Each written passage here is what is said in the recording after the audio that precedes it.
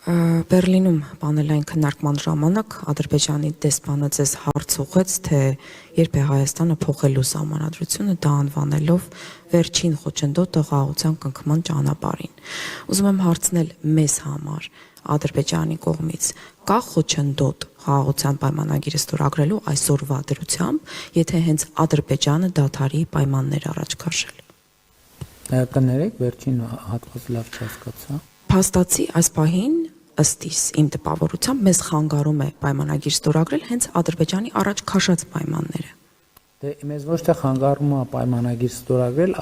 հիմա մենք աշխատում ենք ու մենք պայման չունենք խաղաղության համաձայնագիրը ստորագրելը, Ադրբեջանը այդքան էլ պարզ չի, պայման ունի, պայման չունի եւ այլն, որովհետեւ այդ թեմաները իրենք առաջ են քաշում եւ մենք այդ թեմաների հետ առնչվում եւ առերեսվում ենք եւ դուք այնտեղ եթե ներկայեք ես մեր պատասխանում ամբողջական ներկայացրի մեր դիրքորոշումը, որովհետեւ հարցը ինչ է, ես պարզ հարց եմ տալիս, ասում եմ ուզում եմ հասկանամ Ադրբեջանը ուզում է որ մեր սահմանադրության մեջ տարածքային պահանջներ լինեն, թե իրոք անկեղծորեն մտածում է որ մեր սահմանադրության մեջ տարածքային պահանջներ կան։ Եթե անկեղծորեն մտածում է որ խնդրեմ կա այդտեղ, այդ խնդրեմը լուծելու ամենակարճ ձևը խաղաղության համաձայնագիրը ստորագրելն է։ Ինչու՞։ Որտեվ երբ որ խաղաղության համաձայնագիրը ստորագրվի, մենք մեր օրենսդրությանը համապատասխան պարտավոր ենք, ստիպված ենք, չենք կարող չուղարկել սահմանադրական դատարան, որպեսզի սահմանադրական դատարանը ստուգի այդ համաձայնագրի համապատասխանությունը Հայաստանի Հանրապետության սահմանադրությունը։ Հիմա այդտեղից երկու տարբերակ կա, կամ սահմանադրական դատարանը որոշում է, որ համաձայնագիրը համապատասխանում է Հայաստանի Հանրապետության սահմանադրությանը։ Այդ դեպքում մենք ոչ մի խոչընդոտ չունենք այն ուղարկել ազգային ժողով եւ վավերացնել։ Երբ որ վավերացվում է համաձայնագիրը ազգային ժողովում, սահմանադրության 5-րդ կետի, կարծեմ 3-րդ մասի համաձայն, վավերացված միջազգային պայմանագրերի եւ մեր ներքին օրենսդրության մեջ հակասությունների դեպքում միջազգային պայմանագիրը ունի ավելի բարձր իրավական նշանակություն։ Երբ որ այդ համաձայնագիրը ստանում ավելի բարձր իրավական նշանակություն, Հայաստանը ուզենայել չի կարող տարածքային պահանջներ ունենա Ադրբեջանից։ Ինչու՞։ Որովհետև այդ համաձայնագրի առաջին հոդվածում, որ արդեն հրապարակային փաստաթուղթ է, գրված է, որ ելնելով այն իրողությունից, որ խորհրդային միության հանրապետությունների ադմինիստրատիվ սահմանները դարձել են պետական սահմաններ, կողմերը ճանաչում են միմյանց տարածքային ամբողջականությունը, ինքնիշխանությունը եւ քաղաքական անկախությունը։ Երկրորդ հոդվածում ասվում է, որ այդ հենքի վրա կողմերը միմյանցից չունեն տարածքային պահանջներ եւ պարտավորվում են ապագայում եւս չներկայացնել տարածքային պահանջներ։ Մեկ ուրիշ հոդվածում ասում է, որ կողմերը չեն կարող հղում անել իրենց ներքին օրենսդրության վրա տվյալ համաձայնագրի ի կատար ածումը ձախողելու համար որպես արդարացում։ Հետևաբար, երբ որ այս համաձայնագիրը վավերացվում է, Հայաստանը ուզենայել չի կարող տարածքային պահանջներ ունենալ Ադրբեջանից։ Այս առաջինը։ Երկրորդ տարբերակը որոշումը որ չի համապատասխանում համաձայնագիրը մեր սահմանադրությանը։ Ես այդ ժամանակ ասել եմ, որ ես ինքս ասում եմ, որ այդ դեպքում սահմանադրական փոփոխություններ կնախաձեռնեմ, որովհետև կարծում եմ, որ ձեռք բերված խաղաղությունը այնպիսի արժեք է, որ ասում եմ, որ պետք է ամենօրյա խնամք տանենք եւ խնամք տանենք, որ արժի գնալ եւ այդ փոփոխությունը անել։ Բայց այսօր ես չունեմ լեգիտիմություն Հայաստանի ժողովրդին ասել, գիտեք ինչ, եկեք սահմանադրությունը փոխենք։ Ինչու՞։ Որտեղ Հայաստանի ժողովուրդը ինձ կասի, որ 2024 թվականի սեպտեմբերին մեր սահմանադրական դատարանը որոշում է կայացրել, որ Ալմատի հռչակագիրը, որը հիշատակված է ի դեպ խաղաղության համաձայնագրի նախաբանում,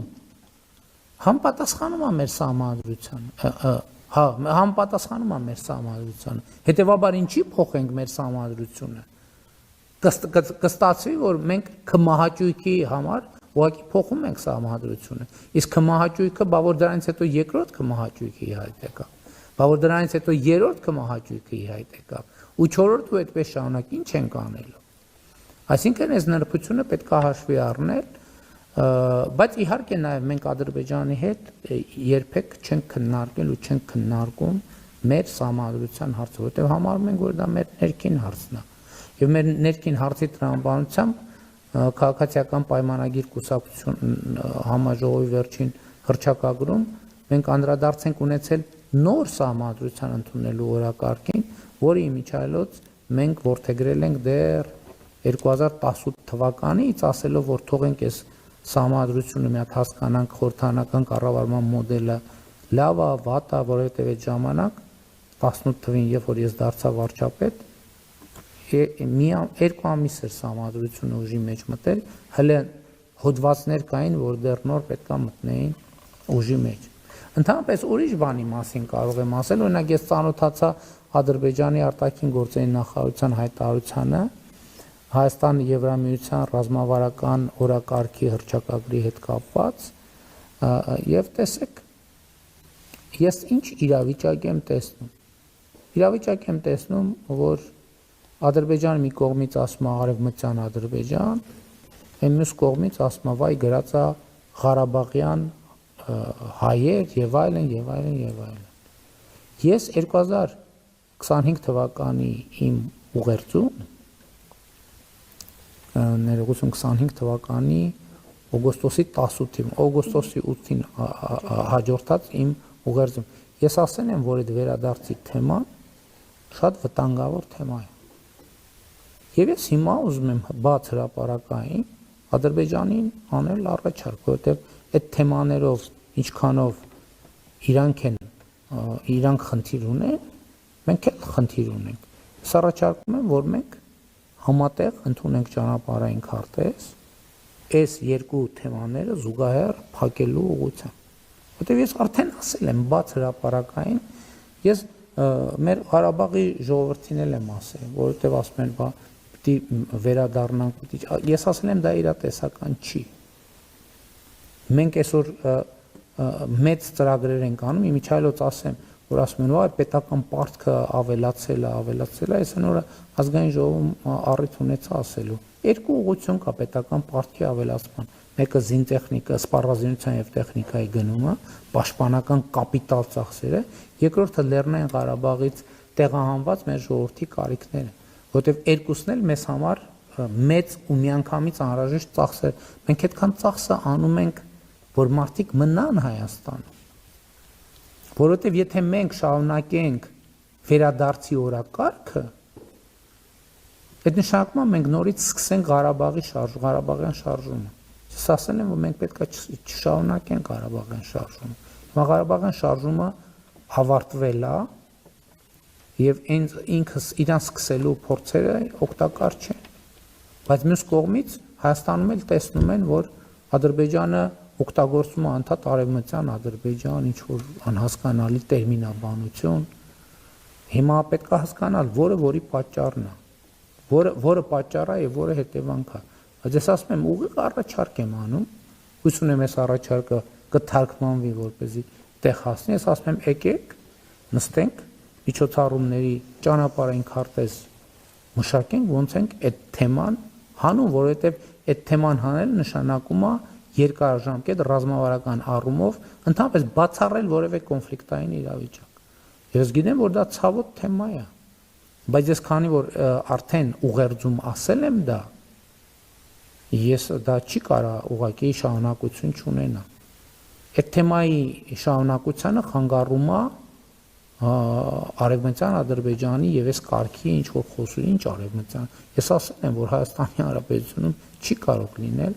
արևմտյան Ադրբեջան։ Եվ այո, ընդունում եմ նաև, որ եթե մենք ճանաչել ենք միմյանց տարածքային ամբողջականությունը,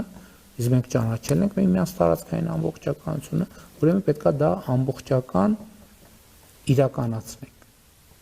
Այս այն պատկերացրած ճանապարհը։ Բայց էլի մեկը ասում եմ, գիտեք ինչ, էլի թեմաներ կան, բազմաթիվ թեմաներ կան։ Ես պետք է մի բան արձանագրենք, որ ինքը հայո խաղաղությունը իրադարձություն է, բայց ինքը առանձին վերցրած մի իրադարձություն չի։ Ինքը գործընթաց է։ որտեղ ինքը պետք է անդադ զարգանա։ Ընդ որում ինքը պետք է չկանգնի, որովհետև երբ որ լճացավ խաղաղության գործընթացը, ինքը ռիսկեր է վերելու։ Ինքը պետք է անընդհատ զարգանա, այո, վերածվի եւ տրանսֆորմացվի տնտեսական համագործակցության, տնտեսական հարաբերությունների եւ նաեւ այդ է պատճառը, որ ես ուրախանում եմ, որ տնտեսությունը քաղաքականությանը վազանցում է, որովհետեւ տնտեսությունը իր տրամաբանությունն է վերելու։ Մարդիկ ի վերջո գալու է եւ եկել է այդ պահը, որ ի վերջո երկու կառավարություններին ասելու են թողեք հանգիստ ապրենք։ Հերիքա վերքերը փորել։ Հերիքա անդադ վերքերի վրա աղ լցնել։ Պետք է մի օր ավարտվի այդ ամեն ինչ։ Եվ այդ ժամանակը հիմա է։ Այդ ավարտը արձանագրվել է, ավարտի քաղաքական կամքը արձանագրվել է եւ պետք չի անընդհատ վերքերը նայում եմ խորհրդակցություն են արել, ասում են վերնագիր տեսամ դա Ղարաբաղյան բանը Ղարաբաղի հարցը լուծված չի։ Հայաստանում ինչ որ քննարկում է տեղի ունենում։ Ինչ որ միտեղ։ Հիմա դա նաև ադրբեջանցիներն են տեսնում եւ հետեւուց դե արի մի կողմից ասում են, որ լսում են, որ մեր ընդդիմությունն Հայաստանում բռնաճնշումներ է, բռնապետություն է, Ադրբեջանն ասում է՝ «Մի րոպե, այսքան բռնապետություն է, բա ինչի կառավարություն այդ բաները չի արգելում»։ Հա, ուրեմն իրանք թաքնված օրակարգ ունեն, ուրեմն իրական այդ որ ասում են Ղարաբաղի շարժումը ավարտել, մի կողմից ասում են ավարտել են, մյուս կողմից էլ ասում են գնացեք քննարկումներ արեք եւ այլն եւ այսպես շարունակ։ Մենք էլ մեր հերթին ասում ենք՝ «Մի րոպե, էս ի՞նչ է»։ Ադրբեջանի կառավարությունը կամ նախագահի նստավայրը ինչ է ֆինանսավորում արևմտյան Ադրբեջանի հետ կապված ինչ-որ միջոցառումներ, խոսույթներ եւ այլն եւ այսպես շարունակ։ Այս հարցը պետք է լուծվի։ Այս հարցը երկկողմ պետք է լուծվի եւ մենք մեր ժողովուրդներին հանգիստ ապրելու շանս պետք է տանք։ Այդ որ Ղարաբաղի հարցը չի լուծվել, դա ի՞նչ է նշանակում։ Այդ ի՞նչ է նշանակում։ Այդ մարդիկ ինձ ասում են բան արիք տարակ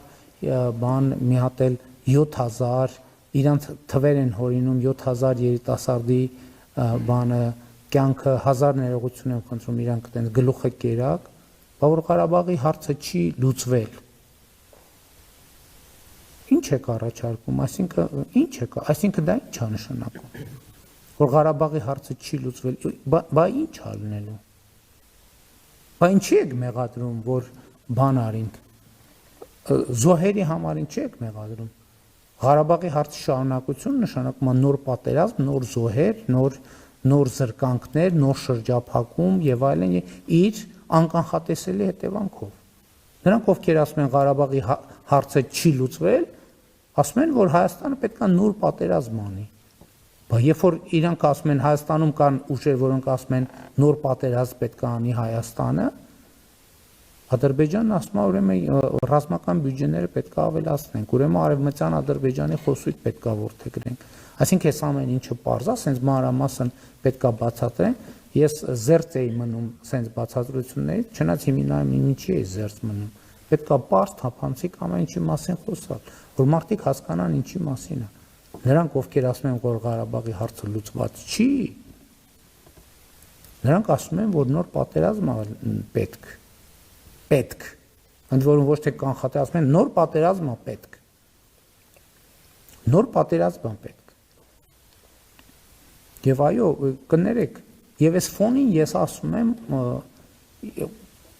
բա մյուս կողմից էլ ասում են Ղարաբաղը տվեց, այդ արեց,